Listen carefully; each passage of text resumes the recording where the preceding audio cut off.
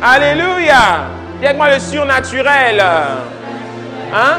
Une autre vérité importante, c'est que le surnaturel est accessible à ceux qui ont les sens ouverts et aiguisés. Aiguisés. Hein? Regarde, livre de Hébreux, regarde bien ce verset, je vais terminer avec ça. Hein? Hébreux 5 au verset 11, il dit, c'est à toi qui parle.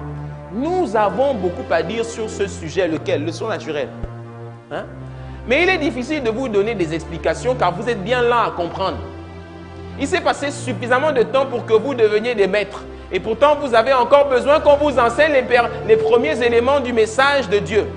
Vous avez encore besoin de lait au lieu de nourriture solide. Celui qui se contente de lait n'est qu'un enfant. Il n'a aucune expérience au sujet de ce qui est juste. Par contre, la nourriture solide est destinée aux adultes qui, par la pratique, dis avec moi la pratique, ils ont les sens habitués à distinguer le bien et le mal. Le mot sens ici est bien un mot grec qui veut dire les organes de perception, qui te parle des organes spirituels qui permettent de discerner ce que Dieu dit et ce que Dieu fait.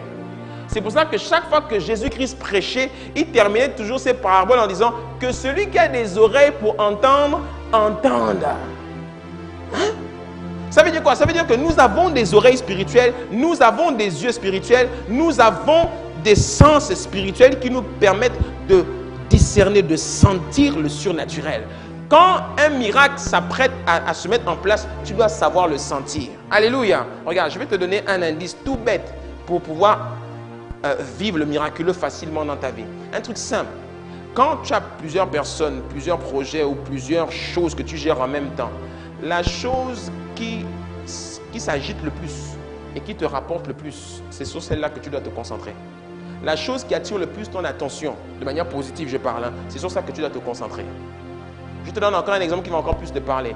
Quand par exemple un pasteur est en train de prier pour beaucoup de gens, et que tu vois tout le monde est là, les gens sont là, tu pries pour eux. Quand il y a un qui est saisi, laisse les autres. C'est à lui que Dieu est en train de travailler. Et c'est sur lui que tu dois prier. Tu vois ce que je veux dire, non? Parce que Dieu est en train de se manifester chez lui. Et si Dieu se manifeste chez lui, c'est sur lui que tu dois plus prier et exercer. Alléluia. Ça sont des choses que le Saint-Esprit t'apprend quand tu fais le ministère. À plus forte raison quand il s'agit de tes propres activités. Il y en a, vous avez 10 000 activités. Vous avez 10 000 amis. Vous avez 10 000 choses que vous faites dans la journée. Concentre-toi sur ceux qui attirent le plus ton attention et qui te rapportent plus de temps et d'argent. C'est là que Dieu va te bénir. Alléluia. Oh, dis avec moi, avance, pasteur.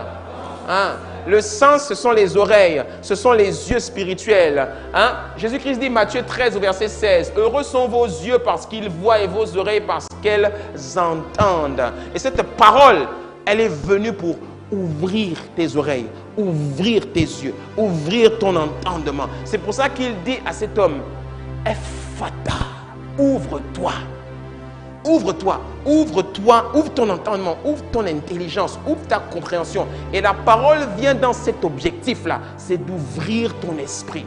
Et quand j'opère de cette manière, que je prêche de cette manière, ça n'a qu'un seul objectif, c'est à dessein. C'est que tes yeux et tes oreilles soient ouverts. Parce que le miraculeux s'apprête à être déversé. Et quand le miraculeux, quand la vague du miracle va passer, il ne faudra pas que tu la rates. Alléluia. Et tu ne la rateras pas au nom de Jésus.